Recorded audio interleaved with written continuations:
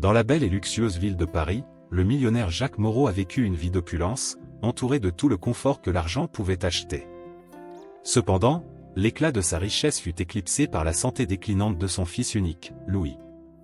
Le jeune homme, âgé d'Aix en grave peine 17 ans, passait ses journées alitées, victime d'une mystérieuse maladie que les meilleurs médecins d'Europe étaient incapables de diagnostiquer, encore moins de guérir. Désespéré de trouver une solution, Jacques était prêt à tout tenter pour revoir son fils en bonne santé. Par une froide après-midi d'automne, Jacques a décidé de se promener dans le marché animé de Montmartre, à la recherche de distraction. Alors qu'il se promenait parmi les étals colorés, un petit stand attira son attention. C'était un stand simple, orné de tissus vibrants et d'objets mystiques. Derrière la table, une femme à l'allure énigmatique, aux longs cheveux noirs et aux yeux perçants, surveillait les passants. Elle s'appelait Esmeralda, une gitane connue pour ses capacités mystiques. Jacques s'approcha, intrigué. « Madame Esmeralda, j'ai entendu dire que vous aviez des dons spéciaux, » commença-t-il, essayant de cacher le scepticisme dans sa voix. Esmeralda sourit énigmatiquement. « Nous avons tous des dons, monsieur. Certains sont simplement plus visibles que d'autres. Qu'est-ce qui vous amène ici ?» Jacques hésita un moment avant de répondre. « Mon fils Louis. Il est très malade. Aucun médecin ne peut m'aider. Je suis désespéré. » Les yeux d'Esmeralda brillaient de compassion. « Amène-moi à lui. Peut-être que je peux faire quelque chose. » Sans perdre de temps, Jacques emmena Esmeralda dans son imposant manoir. Dès son arrivée, elle se rendit immédiatement dans la chambre de Louis. Le jeune homme était pâle, respirant difficilement. Esmeralda s'approcha du lit et commença à murmurer des mots dans une langue ancienne, tout en passant ses mains sur le corps du garçon.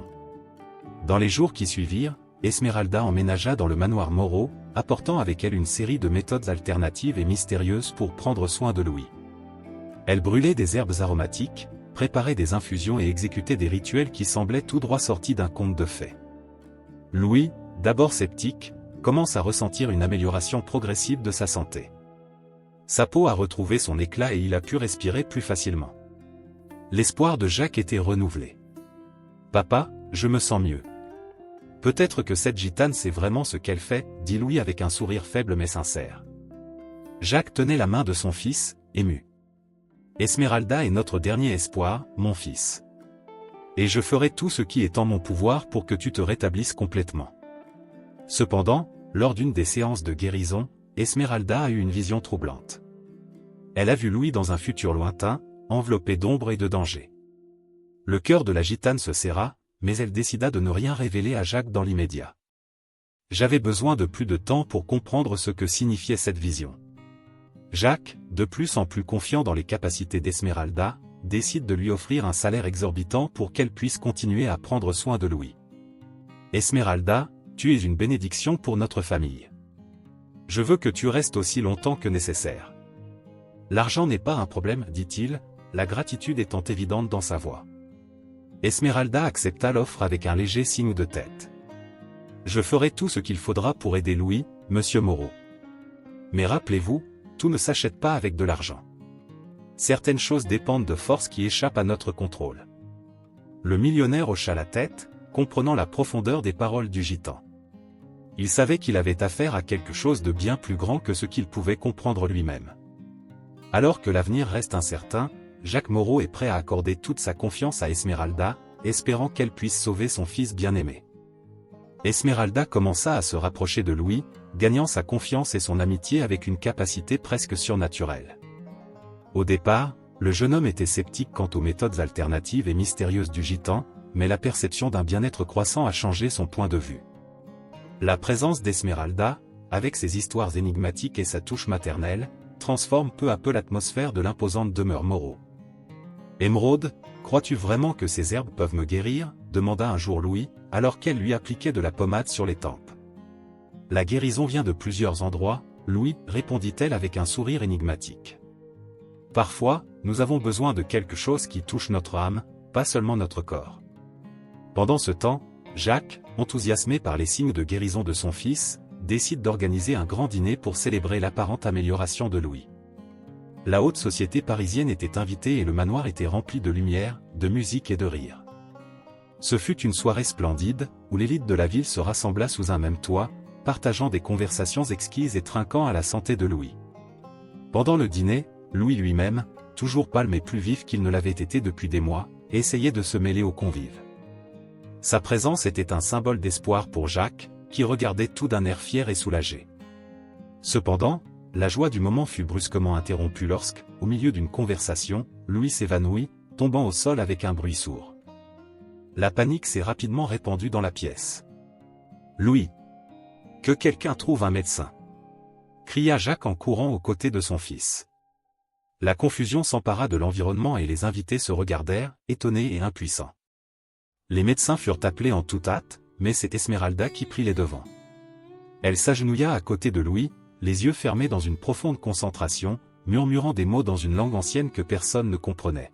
« Jacques, j'ai besoin de passer une nuit seule avec Louis, dit Esmeralda avec une urgence qui ne laissait aucune place à la discussion. « Mais, et les médecins ? Ils sont déjà en route, répondit Jacques désespérément. Faites-moi confiance. Je peux aider votre fils d'une manière que les médecins ne peuvent pas, a-t-elle insisté, ses yeux sombres fixés sur ceux de Jacques, exprimant une conviction inébranlable.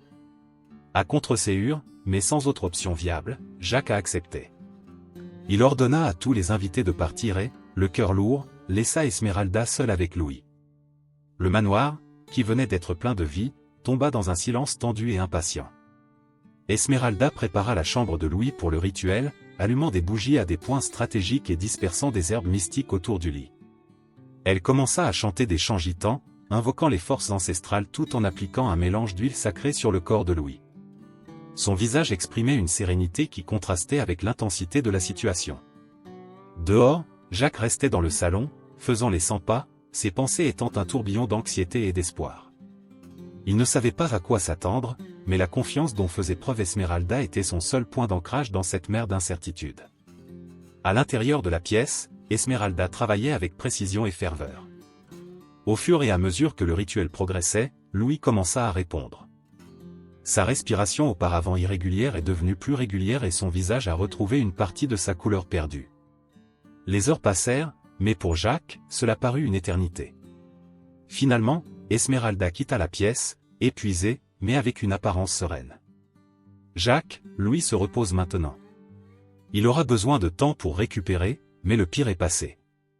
Merci, Esmeralda, dit Jacques, les larmes aux yeux. Je ne sais pas comment remercier. Pas besoin de me remercier, Jacques. Continue juste d'y croire. Au fil de la nuit, Jacques resta aux côtés de son fils, reconnaissant de la présence d'Esmeralda. Il savait que le voyage était loin d'être terminé, mais pour la première fois depuis longtemps, il sentit une flamme d'espoir brûler en lui. Esmeralda se préparait pour le rituel de guérison dans l'imposant manoir Moreau. Pendant ce temps, Jacques attendait anxieusement devant la chambre de Louis, le cœur lourd d'incertitude. Il allait et venait, jetant des regards inquiets vers la porte fermée, ses mains moites reflétant son anxiété. À l'intérieur, Esmeralda alluma des bougies autour du lit du jeune homme, disposées en un cercle parfait. L'air était rempli du fort parfum des herbes mystiques qu'elle transportait dans de petits sacs en tissu. Elle se mit à chanter dans une langue ancienne, les yeux fixés sur Louis qui l'observait avec un mélange de curiosité et d'appréhension.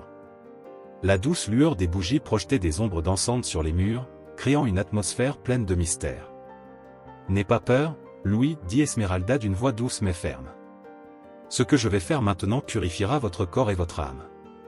Faites-moi confiance. » Louis hocha lentement la tête, se sentant plus à l'aise avec la présence apaisante du gitan. Esmeralda prit alors une amulette en argent et la plaça sur la poitrine du jeune homme, fermant les yeux avec une profonde concentration. Jacques, debout dehors, ne pouvait s'empêcher de se demander ce qui se passait à l'intérieur. Chaque minute semblait une éternité. Finalement, après ce qui semblait être une éternité, Esmeralda ouvrit les yeux et une lueur intense sembla émaner d'eux. Elle se pencha et murmura quelque chose d'inaudible à l'oreille de Louis, qui ouvrit soudain les yeux avec une expression d'étonnement. « J'ai fait un rêve, dit Louis, encore un peu abasourdi. C'était tellement vivant. J'ai vu un avenir lointain, avec des gens et des endroits que je n'avais jamais connus. » Esmeralda le regarda avec une expression sérieuse. « Ce rêve est une vision, Louis. Le futur que tu as vu est étroitement lié à ton destin. » À ce moment, Jacques entra dans la pièce, ne pouvant plus contenir son inquiétude. Que se passe-t-il ici? Louis, ça va? Je le suis, papa, répondit Louis, s'asseyant dans son lit avec une énergie renouvelée. Émeraude m'a guéri. Je me sens plus fort que jamais. Jacques se tourna vers le bohémien, les yeux pleins de questions. Esmeralda, qu'as-tu fait? Et que signifie ce rêve qu'il a fait? Esmeralda prit une profonde inspiration avant de répondre. Jacques, je dois être honnête. Quand j'ai commencé à m'occuper de Louis, j'avais une vision inquiétante de son avenir.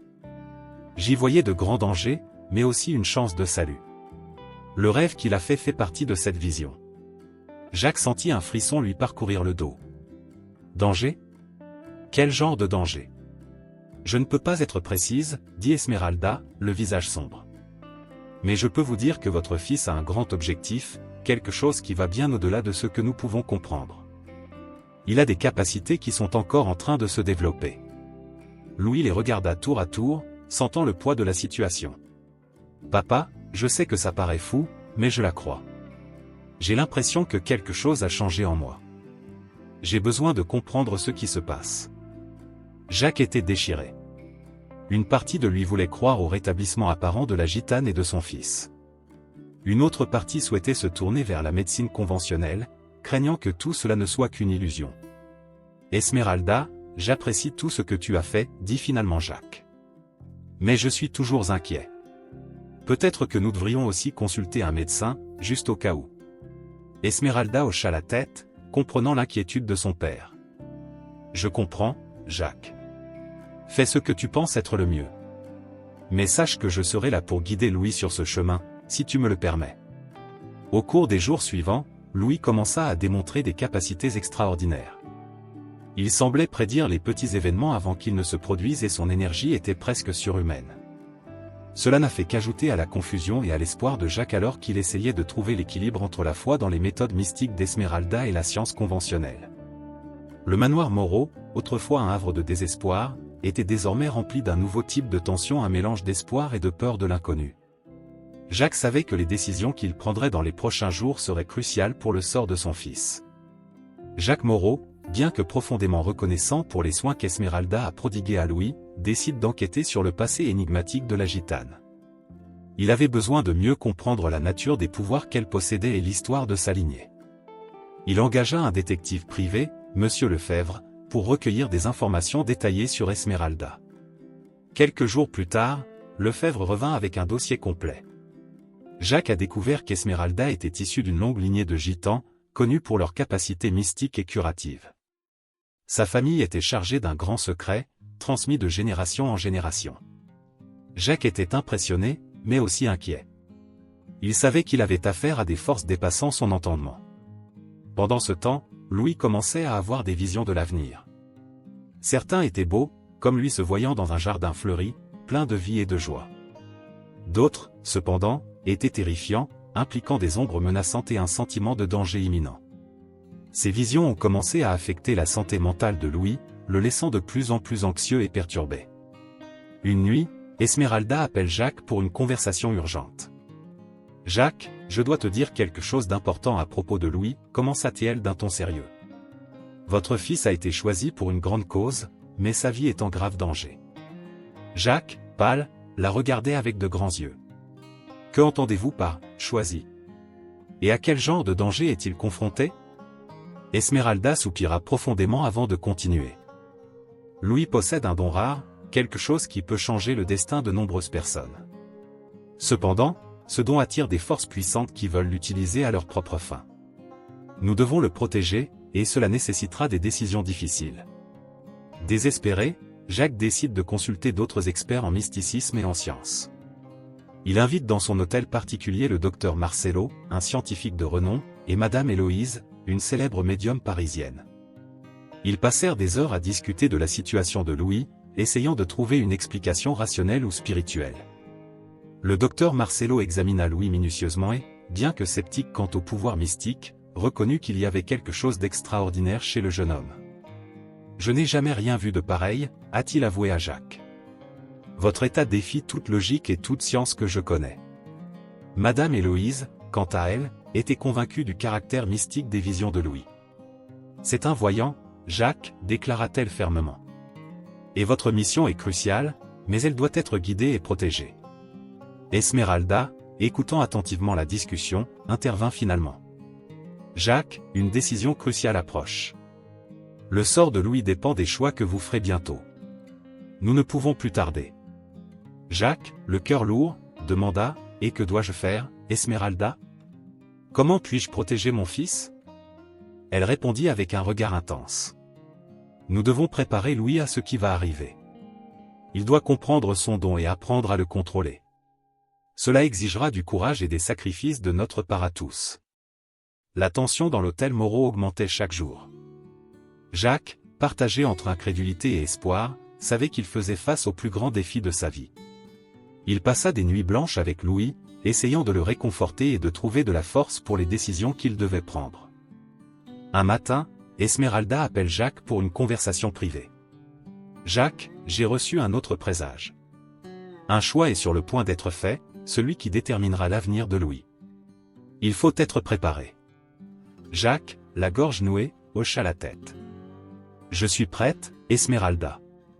Je ferai tout ce qui est nécessaire pour protéger mon fils. » La gitane sourit en touchant l'épaule de Jacques. « Aie confiance dans le destin, Jacques. Et surtout, aie confiance dans l'amour que tu portes à Louis. Ce sera ta plus grande force. » À ces mots, Jacques sentit monter en lui une nouvelle détermination. Je savais que les prochains jours seraient cruciaux et que je devrais être prêt à affronter n'importe quelle adversité. Le sort de Louis était entre ses mains et il n'échouerait pas. Le cœur lourd mais l'esprit résolu, Jacques se prépare aux défis qui l'attendent, conscient que la vie de son fils dépend des choix qu'il fera bientôt. Jacques Moreau était assis dans son luxueux bureau, entouré d'antiquités et de livres rares, lorsqu'il reçut une mystérieuse lettre. L'enveloppe, scellée à la cire rouge, portait le sceau d'un vieil ami, Henri. Intrigué, Jacques ouvrit la lettre et commença à lire.